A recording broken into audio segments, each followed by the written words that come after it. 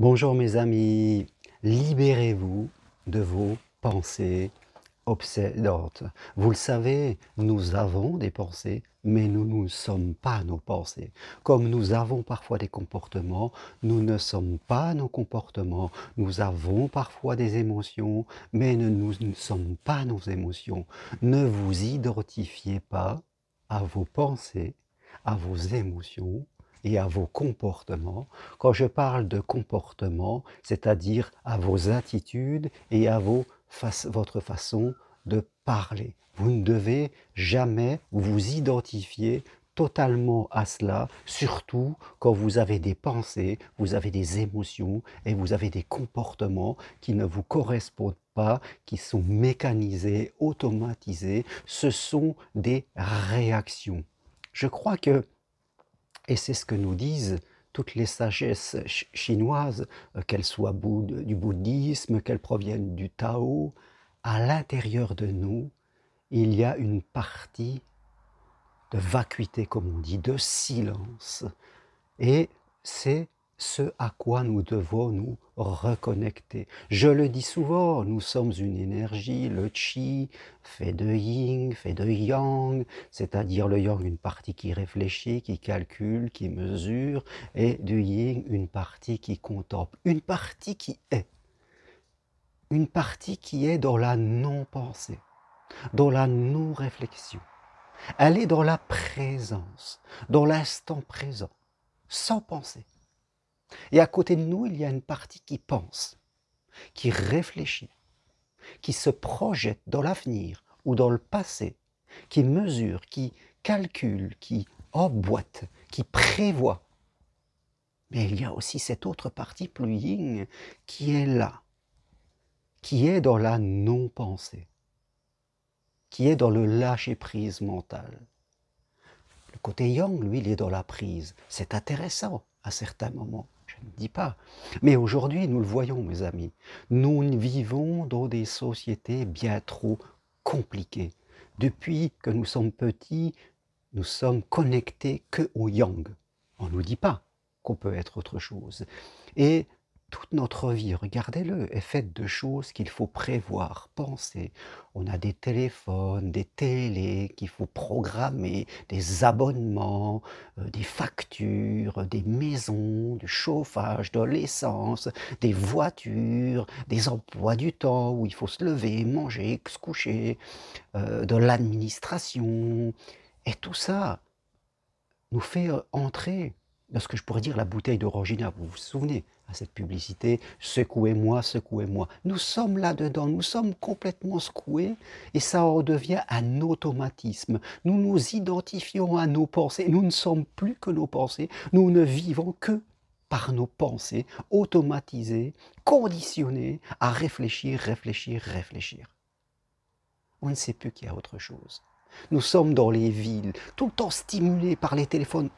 C'est encore pire qu'avant parce que quand j'étais plus jeune, moi j'ai 60 ans, mais il n'y avait ni télé, ni téléphone portable, donc on pouvait couper, on n'avait pas le choix. Mais aujourd'hui, nous sommes connectés H24, les téléphones sont dans les restaurants, sur notre table de nuit, on reçoit des réseaux sociaux, des publicités, des informations, il y a les chaînes d'infos en continu, nous sommes hyper stimulés constamment, et c'est même autour de nous, même si on veut s'en séparer, il y a des télés partout. Aujourd'hui, vous êtes complètement stimulés par l'information, alors qu'avant, il fallait aller à l'information. Aujourd'hui, c'est l'information qui vient à vous, et elle vient de toutes parts, et notre mental, notre côté yang, il est totalement stimulé, surstimulé. Et fin de compte, ça devient notre automatisme, nous sommes enfermés là-dedans, et ça nous crée peur, angoisse, frustration, culpabilité. Nous sommes dans la bouteille.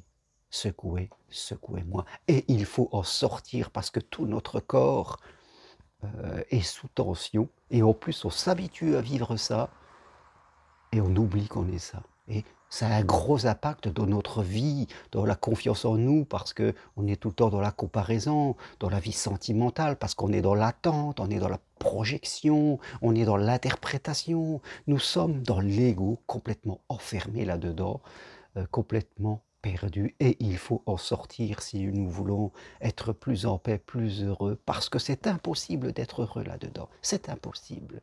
Alors comment faire pour en sortir?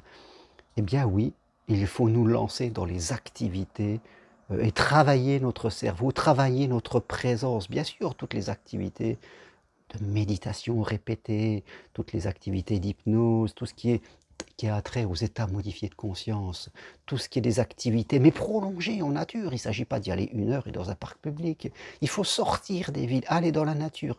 Ce qui nous fait progresser, c'est le silence, la non-stimulation.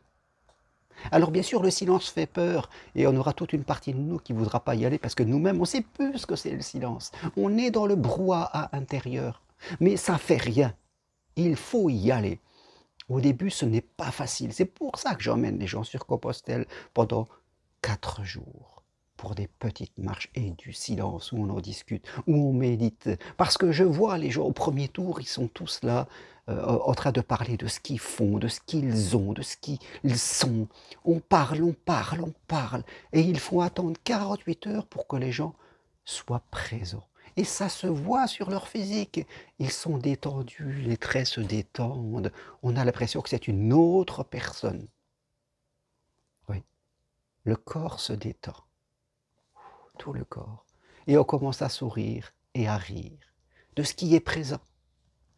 On n'est plus en train de se projeter dans l'avenir ou de retourner dans le futur, ce qui nous pose problème, comme le disent les bouddhistes. Donc oui, mes amis, il faut revenir à la présence. Vous pouvez, par un travail de progression continue, arriver, peut-être pas à une non-pensée, mais à réduire fortement ce côté des pensées obsédantes, surtout quand elles ne sont pas bonnes pour vous. Bien sûr, vous pouvez avoir de bonnes pensées, et c'est important. Bouddha disait, nous savons la vie de nos pensées. Donc si vous avez des bonnes pensées, c'est bien. Mais même si vous avez des bonnes pensées, il faut aussi avoir des moments de non-pensée. Vous voyez, dans quelques jours, je pars marcher seul en montagne. Parce que je sais que là, il n'y aura aucune stimulation. Et je vais justement, il n'y aura même pas de raison. Et c'est important pour moi de couper et d'être là pendant 4 jours. Ça fait du bien, ça fait vraiment comme un nettoyage de printemps. Donc, lancez-vous la marche. Venez marcher à la prochaine marche d'évolution sur Compostelle. Lancez-vous dans ce travail de méditation. Répétez-le. Au début, ce n'est pas facile. Votre mental est là et vous aurez, parce que vous êtes un petit peu, je dirais, votre cerveau est complètement pris par ces pensées obsédantes. Mais vous allez voir, vous allez gagner chaque jour un peu de terrain pour travailler sur la non-réflexion. Et si on répète comme un art martial, eh bien on progresse. Ne cherchez pas le résultat immédiat, c'est un des grands problèmes de notre société. Nous voulons des résultats tout de suite. Et quand on n'a pas un résultat tout de suite, on abandonne. Il faut progresser, se laisser le temps. Et je peux vous dire que la vraie vie se trouve là. Quand on est libéré de ces pensées obsédantes, de ces pensées répétitives, et que l'on est connecté aussi à la présence, tout simplement la présence, et le calme intérieur. Je peux vous dire, mes amis, que ça change complètement la vie. Voilà ce que je voulais partager avec vous aujourd'hui. Donc, ne vous identifiez pas à vos pensées répétitives, à vos pensées obsédantes. Vous êtes bien plus que ça, mais vraiment bien plus que ça. Ne vous enfermez jamais dans ce que vous pensez, parce que ce n'est pas la réalité. Par contre, ça vous enfermerait dans une idée bien trop simpliste de vous.